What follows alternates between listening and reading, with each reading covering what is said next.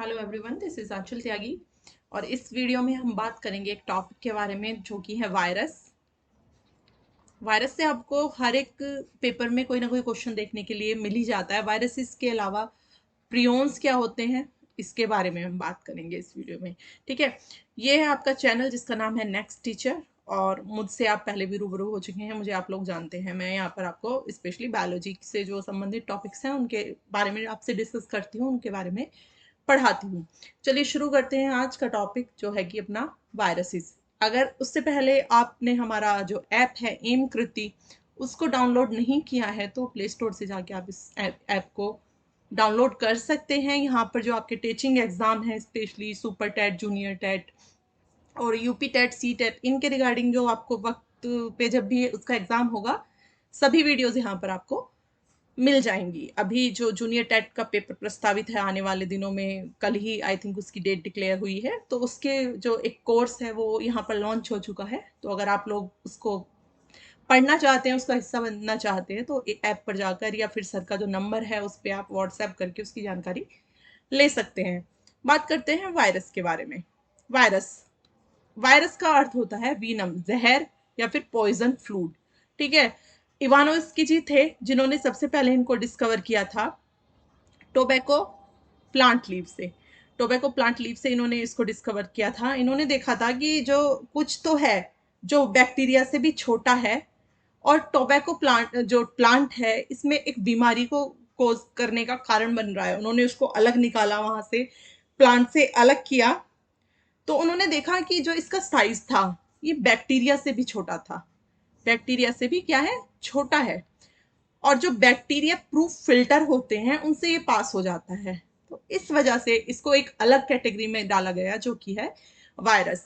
अगर मैं आपसे बात करूं बैक्टीरिया और वायरस के दोनों के बारे में, तो बैक्टीरिया को आप जानते हैं, हम पहले डिस्कस कर चुके हैं, जो प्रोकैरियोट्स होते हैं वो बैक्टीरियाज होते हैं। इनमें प्रॉपर एक सेल होती है प्रोकैरियोटिक टाइप की, जिसमें न्यूक्लियर एनवलप वगैरह ठीक से नहीं होते हैं, कुछ सेल ऑर्गेनेल नहीं होते हैं। लेकिन जो ये आपके वायरस जी हैं, ये बिल्कुल डिफरेंट है इनसे। डिफरेंट कैसे हैं कि एक तो इनमें कोई सेल वेल का चक्कर नहीं होता, दो चीजें होती हैं, न्यूक्लिक एसिड होता है और प्रोटीन होते हैं। इस वजह से इनको न्यूक्लियो प्रोटीन्स भी बोला जाता है। Okay, they are called nucleo protein. Nucleic acid होगा, इनका जेनेटिक मटेरियल होगा, और बाहर का कवर होगा जो प्रोटीन का बना हुआ होगा।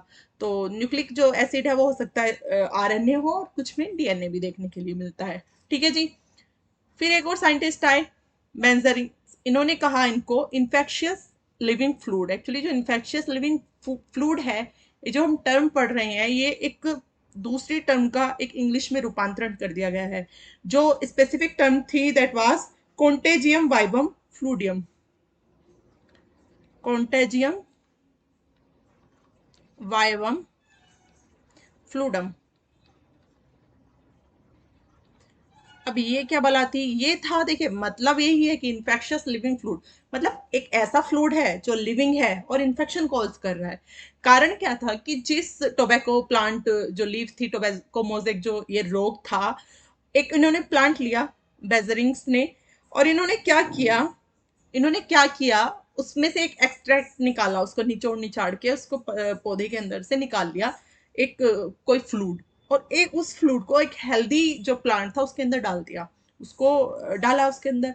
तो उससे क्या हुआ कि जो हेल्दी वाला प्लांट था उसमें भी वो डिजीज कोज हो गई। तो इससे इन्होंने कहा कि कुछ है जो लिविंग है और जो इन्फेक्शन फैला रहा है। ठीक है, बट वो बैक्टीरिया नहीं था, जैसे कि इवानोविस्की जी ने उसको पहले ही देख लिया था कि ये बैक्टीरिया प्रूफ जो फिल्टर्स होते हैं उससे पास हो रहा है, मतलब उससे भी छोटा है। तो इसका नाम रखा गया वायरस। वायरस ना तो आपके एनिमल किंगडम में आते हैं, ना आपके प्लांट किंगडम में आते हैं, ना मोनेरा प्रोटिस्टा फंगी में आते हैं। इनको अलग से ही रखा जाता है कि ये वायरसेस हैं। खास बात ये है कि ये कनेक्टिंग लिंक है नॉन लिविंग और लिविंग के बीच की। कुछ नॉन लिविंग फीचर हैं, कुछ लिविंग फीचर है। नॉन लिविंग फीचर ये है कि कोई भी प्रोटोप्लाज्म नहीं होता है। ठीक है, नॉन लिविंग फीचर ये है कि रेस्पिरेशन नहीं होता है। और लिविंग फीचर ये है कि भाई ये तो खुद को मल्टीप्लाई करते हैं, नंबर बढ़ा लेते हैं अपना। ठीक है, मल्टीप्लाई कर सकते हैं, आई थिंक यहाँ पर मेरा फोटो आ रहा होगा, ठीक है, मैं आगे इसको डिस्कस कर देती हूँ आपसे। लिविंग है, उनकी मल्टीप्लाई कर सकते हैं, बेशक ये होस्ट सेल में ही जाकर करें, ठीक है। स्टडी ऑफ वायरस को हम वीरोलॉजी बोलते हैं, ठीक है। फादर ऑफ वीरोलॉजी माना जाता है स्टैनले साहब को। इन्होंने क्या किया था, सबसे पहले क्रिस्टलाइज्ड किया था टोबैको मोजेक वायरस को। और जो ये क्रिस्टलाइजेशन है that is a non living feature, ठीक है। कि इस वायरस, जो वायरसेस हैं, इनको क्रिस्टल्स के रूप में रखा जाता है और ये एक नॉन लिविंग कैरेक्टर है। नॉन लिविंग और लिविंग के बीच की कड़ी है, पहले ही बता चुकी हूँ। इनमें डीएनए भी हो सकता है, आरएनए भी हो सकता है, दोनों ही आपको देखने के लिए मिल सकते हैं, ठीक है। चलिए आगे बात करते हैं और इसके बारे में। टीएमवी की स्ट्रक्चर है छोटी सी, लेकिन जैसे मैं अभी बता रही थी आपको, कुछ इनमें कैरेक्टर्स होते हैं जो लिविंग है और कुछ हैं जो कि इनको बताती हैं कि ये नॉन लिविंग है। लिविंग कैरेक्टर्स के जैसे कि अभी मैंने बताया था कि आपको ये मल्टीप्लाई कर सकते हैं होस्ट सेल के अंदर, मल्टीप्लाई कर सकते हैं। नॉन लिविंग कैरेक्टर ये है कि पड़े हुए हैं, पूरे एनवायरनमेंट में पड़े हुए हैं, कोई हमें कुछ दिक्कत नहीं है, लेकिन जैसे ही हमारे अंदर जाएंगे तुरंत मल्टीप्लाई करना शुरू हो जाएंगे, उस सेल पे कब्जा कर लेंगे, अपनी अपनी चलाएंगे, उस सेल को अब ऐसे काम कराएंगे जैसे खुद चाहते हैं, ठीक है। दूसरा लिविंग कैरेक्टर ये है कि भाई ये डिजीज कोज करते हैं। जो आजकल कोरोना वायरस हमारा फैला हुआ है वो भी एक वायरस ही है, उसी की श्रेणी में भी ये आता है, ठीक है। डिजीज कोज करते हैं, अगर डिजीज कोज कर रहे हैं मतलब इनमें कुछ ना कुछ ऐसा मटेरियल है जो कि लिविंग की तरह बिहेवियर करता है। नॉन लिविंग कैरेक्टर, प्रोटोप्लाज्म नहीं है, कोई एंजाइम प्रेजेंट नहीं होता है, कोई एंजाइम सिस्टम नहीं है, कोई रेस्पिरेशन नहीं है, जैसे मैं अभी ऊपर भी बता रही थी, और इनको क्रिस्टलाइज किया जा सकता है, ठीक है। किसी भी कल्चर मीडिया में इनको ग्रो नहीं किया जा सकता, ठीक है, कल्चर मीडिया में ग्रो नहीं किया जा सकता है, ये भी इनका एक नॉन लिविंग वाला कैरेक्टर होता है। एक छोटी सी नजर मार लेते हैं हम टीएमवी जो आपका वायरस होता है, टोमेको मोजेक वायरस जो है, इसकी संरचना पर क्या क्या होता है। दो मैं आपको पॉइंट बता ही चुकी हूँ, दो चीजें होती हैं, या तो प्रोटीन होती है और दूसरे होते हैं आपके एसिड होता है। इस वजह से न्यूक्लियो एसिड बोला जाता है कि जो इनका मेटीरियल है वो न्यूक्लियो एसिड है। आउटर प्रोटीन को हम कहते हैं कैप्सिड, ठीक है। एक को हम, जो आउटर ये कवरिंग है इसकी, इसको हम कैप्सिड कहेंगे पूरी को। और अगर इस कैप्सिड में से एक को मैं उठा लूं, ये जो आपकी ग्रेप्स जैसी संरचनाएं बनी हुई हैं, एक को मैं उठा लूं तो दैट इज कैप्सोमियर, कैप्सोमियर, ठीक है जी।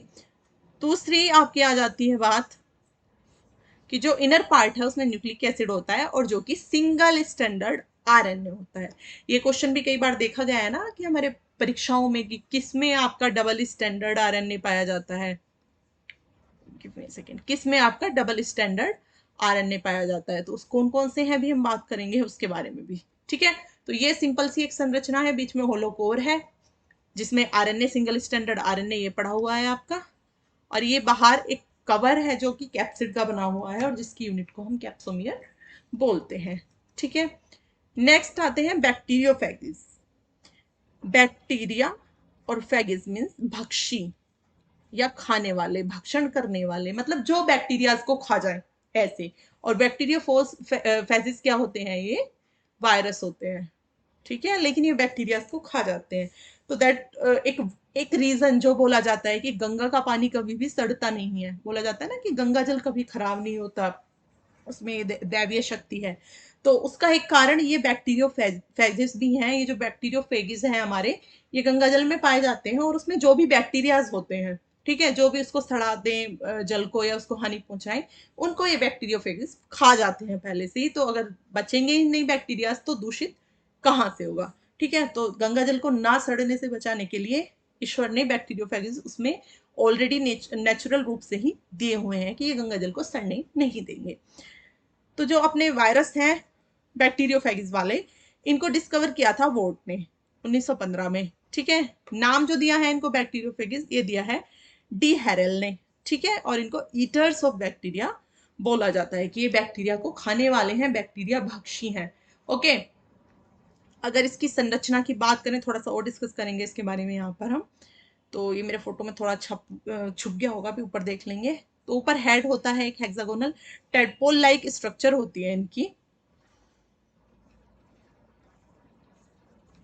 टेडपोल लाइक स्ट्रक्चर, करेक्ट, ठीक है। कैप्सिड का बना हुआ है हेड, जो अभी हमने बताया था कि ऊपर जो प्रोटीन की लेयर है उसको हम कैप्सिड बोलते हैं, और एक यूनिट उसकी कैप्सोमियर है। ये शीथ होती है, और ये टेल फाइबर्स होते हैं। अब ये क्यों है, क्या कारण है, इसके बारे में थोड़ा सा देख लेते हैं। पहले तो जो ये आपके बैक्टीरियोफेजेस हैं, ये 2 टाइप के होते हैं। कितने टाइप के होते हैं? 2 टाइप्स के होते हैं। प्रोफेगिस होते हैं और विरुलेंट फेजेस वाले होते हैं। प्रोफेगिस और विरुलेंट फेजेस। विरुलेंट जो टर्म यूज की जाती है वो की जाती है किसी भी ऐसी चीज के लिए जो रोग का कारण बने, ठीक है, विरुलेंट। तो प्रोफेगिस वो हैं जो कोई भी रोग नहीं फैलाएंगे, और विरुलेंट फेजिस वो हैं जो कि इन रोग न फैलाने से मतलब है, ये तो बैक्टीरिया को खाने वाले हैं। प्रोफेगस वो काम नहीं करेंगे, वो बैक्टीरिया को नहीं खाएंगे। जबकि जो विरुलेंट फेगस है वो उन विरुलेंट्स को या जो बैक्टीरिया है उनको खा जाएंगे, ठीक है। एक दो जो इंपॉर्टेंट बात है इसमें ये है कि जो इनका मल्टीप्लिकेशन होता है वायरसेस का, कह सकते हैं हम पूरे बैक्टीरियोफेजेस के बारे में बात कर रहे हैं, और ये भी एक टाइप के आपके वायरसेस हैं, ठीक है, वायरस हैं। तो जो इनमें मल्टीप्लिकेशन होता है, या फिर कहें एक ही मोड पाया जाता है रिप्रोडक्शन का, मल्टीप्लाई करते हैं खुद को, ठीक है। और जो इनका मल्टीप्लिकेशन होता है उसको बोलते हैं हम लाइटिक और लाइसोजेनिक साइकिल, ठीक है। ये टर्म आपसे पूछी जा सकती है किसी भी एग्जाम में, कि जो लाइटिक या फिर लाइसोजेनिक साइकिल है ये किससे रिलेटेड है, तो ये बैक्टीरिया से रिलेटेड है। तो इनका होता क्या है, किस तरह से करते हैं ये रिप्रोडक्शन या खुद को multiply. Just suppose it's a bacteria, ठीक है, ये कोई बैक्टीरिया है। ओके, अब क्या होगा, ये जो अपने भाई साहब हैं बैक्टीरियोफेग हैं, ये जाएंगे इसकी सतह पर, चले गए। सतह पर जाकर जो ये टेल फाइबर है इनके, ये इसको पेनिट्रेट करना शुरू कर देंगे। जो बाहर की लेयर है आपके बैक्टीरिया की, इससे अटैच हुए टेल फाइबर की मदद से अब यहाँ पर लाइसोजाइम सिक्रीट करना शुरू कर देंगे। और लाइसोजाइम सिक्रीट करने के बाद क्या करेंगे, जो अपना न्यूक्लिक एसिड है, मैं बैक्टीरिया को रेड से दिखा रही हूँ, ठीक है, यहाँ पर टेल फाइबर अटैच हो गए ये आगे, और इन्होंने यहाँ लाइसोजाइम सिक्रीट किए। उसके बाद क्या है, जो अपना न्यूक्लिक एसिड है अब इसके अंदर पहुंचा देंगे उसको, ठीक है। पहले था अपना रेड वाला, तो मतलब बैक्टीरिया, ये तो बैक्टीरिया है, और ये अपना है वायरस। ओके, अब अपना तो था ही इसका, अब यहाँ पर ये वाला भी आ गया, जो आपके वायरस का न्यूक्लिक एसिड है वो इसमें इसने छोड़ दिया है। अब इसके अंदर जाते ही क्या करेगा, अब होगा जितना भी बाहर वाला है बाहर रह जाएगा, ठीक है। इसको बोल देते हैं हम घोस्ट, प्रोटीन जो है वो बाहर रह गई, इसको घोस्ट बोल देते हैं, ये ड्राउटनेट बोल देते हैं, ठीक है, ये बाहर रह गई। अब क्या होगा, अब करेगा ये अंदर जाकर कब्जा, अब चलाएगा अपना एक छत्र अधिकार। वापस बन गई बाहर की कवर, और अंदर पहुंच गए वायरस, ठीक है। वायरस ने क्या किया शुरू, जितना भी इसका मटेरियल था सब पे कब्जा कर लिया, सारी सेल को अब ऑर्डर देने लगे तुम हमारे हिसाब से काम करोगी। और खुद ने अंदर जाके क्या किया, मल्टीप्लिकेशन शुरू हो गए इसके, अपना जो न्यूक्लिक एसिड है इसको डिवाइड करना शुरू कर दिया। और जहां आपका एक वायरस था ये, वहां उससे कॉपीज बनने लगी। और कॉपीज इतनी होती हैं कि 15 से 20 मिनट में नए 300 से 400 फेजेस एक से बन जाते हैं। उसके बाद दोबारा से इसकी बस्टिंग करेंगे, बाहर की जो लेयर इसको बस्ट करेंगे, लाइसिस करेंगे। लाइसिस इसलिए मतलब तोड़ देते हैं, लाइसिस का मतलब होता है तोड़ना। लाइसिस करेंगे और सारे बाहर निकल जाएंगे, बैक्टीरियल सेल इस तरह से ही रह जाएगी आपकी, और सारे आपके रिलीज हो जाएंगे बैक्टीरियोफेज बाहर। और बाहर आकर अब नई किसी सेल को ढूंढेंगे कि चलो अब उसके अंदर चल के वापस से अपना कार्यक्रम शुरू करते हैं। तो इस तरह से आपको वायरसेस में या बैक्टीरियोफेजिस में आपको रिप्रोडक्शन देखने के लिए मिलता है, ठीक है। कुछ और टर्म्स हैं, विरोइड्स हैं, प्रियॉन्स हैं, इसके बारे में कुछ देख लीजिए बातें, ये भी आपको एग्जाम में देखने के लिए मिल ही जाते हैं। जो विरोइड्स हैं इनको डैनियर और रेमर ने डिस्कवर किया था। ये क्वेश्चन टीजीटी में ऑलरेडी पूछा जा चुका है, ठीक है। जो ये अपनी वीडियो है ये जीआईसी के लिए प्लस जो DSSB का नेचुरल साइंस का पेपर है, दोनों के लिए इंपॉर्टेंट है, ठीक है। अच्छा, मेरे को उसमें बताना था अभी वायरसेस में कि अपने डबल स्टैंडर्ड और सिंगल स्टैंडर्ड, वैसे मैं ऑलरेडी आपको ग्रुप में आप देखेंगे तो दे चुकी हूँ पिक, वहां पर आपको मिल जाएगा। बट ठीक है, इसको विरोइड्स को प्रियॉन्स को पढ़ लीजिए, उसके बाद डिस्कस करते हैं, ठीक है। विरोइड्स जो है आपके डैनर और रेमर ने इनको डिस्कवर किया था। फ्री आरएनए या फिर सिंगल स्टैंडर्ड आरएनए इनमें पाया जाता है। और smallest agent of plant disease, animal कोई डिजीज अभी तक ऐसी डिस्कवर नहीं हुई है जिसका जो रीजन है, जो कारक है वो विरोइड्स हो, ठीक है। तो इनको स्मॉलेस्ट एजेंट माना जाता है कि जो कोई भी प्लांट डिजीज कोज करते हैं। ठीक है, जैसे कि आपकी पोटैटो स्पिंडल ट्यूबर डिजीज है, वो एक विरोइड से होने वाली डिजीज है। इसी तरह आपके प्रियोन्स होते हैं।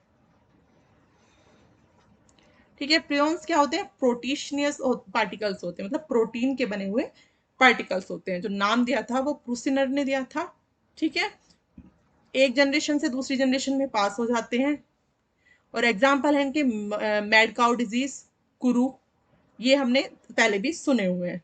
ठीक है, अच्छा, जो विरोइड्स का एक पॉइंट ये है कि जो विरोइड से एक बार इन्फेक्शन हो जाता है वो क्योर नहीं होता है, नेवर क्योर वाले ये इन्फेक्शन शो करते हैं। ठीक है जी, ओके। और इनमें जो आरएनए होता है वो ऐसा होता है जिसका मोलिकुलर वेट बहुत कम है और प्रोटीन का बाहर कवरिंग बना हुआ है। ओके, और प्रियॉन्स में कोई भी ऐसी डिजीज डिस्कवर नहीं हुई है जो कि प्लांट में अभी तक खोजी गई हो। ठीक है जी, ये पॉइंट है प्रियॉन्स का आपका। ओके, अभी मैं बता रही थी आपको सिंगल स्टैंडर्ड और डबल स्टैंडर्ड वाले वायरसेस के बारे में बता देती हूँ कुछ। ज्यादातर वायरसेस में सिंगल स्टैंडर्ड आपका आरएनए पाया जाता है। ओके, चाहे वो इन्फ्लुएंजा वायरस हो, चाहे आपका एचआईवी वाला वायरस हो, एड्स वायरस हो, आपका मोजेक वायरस हो, सभी में सिंगल स्टैंडर्ड है। अब आप इसको याद रख सकते हैं कि डबल स्टैंडर्ड आरएनए किस में मिलता है, वो एग्जांपल याद कर लीजिए, वो ज्यादा इंपॉर्टेंट है। डबल स्टैंडर्ड जो आरएनए है वो आपके रेट्रोवायरस में मिलता है या फिर रियो वायरस में। इस बार भी ये क्वेश्चन पूछा गया था आपके एग्जाम में। ठीक है, रेट्रोवायरस या रियो वायरस में, वाउंड ट्यूमर वायरसेस में, वाउंड ट्यूमर वायरस में, और एक है आपका राइस ड्वार्फ वायरस में, rice dwarf, TWARF। Wait a second,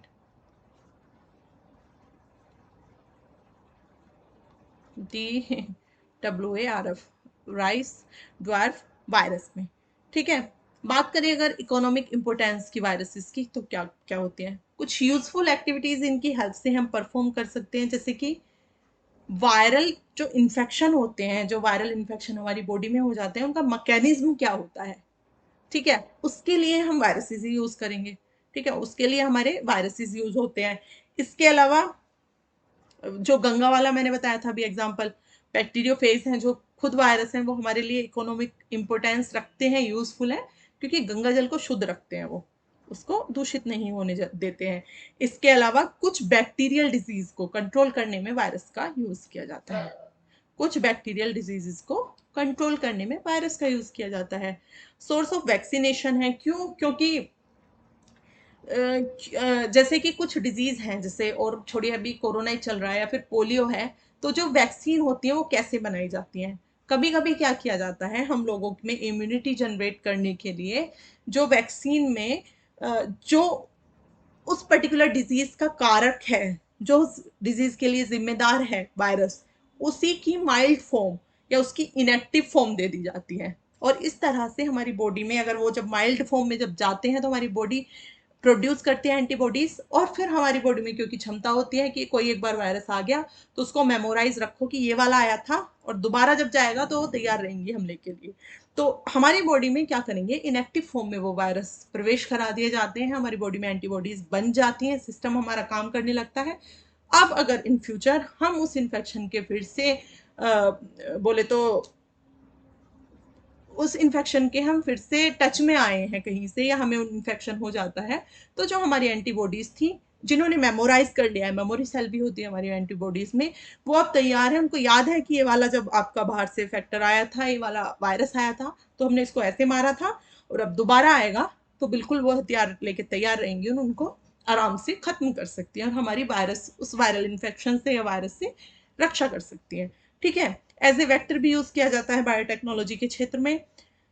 और कुछ हार्मफुल एक्टिविटीज भी देखने के लिए मिलती है। सबसे बड़ी तो डिजीज कोज करते हैं। ठीक है, अगर डिजीज कोज नहीं करेंगे तो हम सोर्स ऑफ वैक्सीनेशन इनको क्यों बनाएंगे?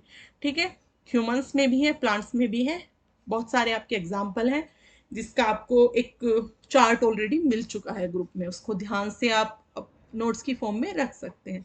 कुछ डिजीज यहाँ पर दी गई हैं, एड्स है, हाइड्रोफोबिया है, पोलियो है, स्मॉल पॉक्स है, मम्प्स हैं, ये वो डिजीज हैं जो कि वायरस से होती हैं। ठीक है, एचआईवी है, रेबीज वायरस है, सॉरी एड्स है, उसका वायरस है, HIV सामने दिया हुआ है। हाइड्रोफोबिया जो होता है मतलब पानी से डर लगने वाला, ये रेबीज से फैलने वाला एक आपका डिजीज है और रेबीज वायरस से फैलता है। और जो रेबीज वायरस है उसका नाम क्या होता है नीचे कमेंट बॉक्स है उसमें बताइए, लिखिए।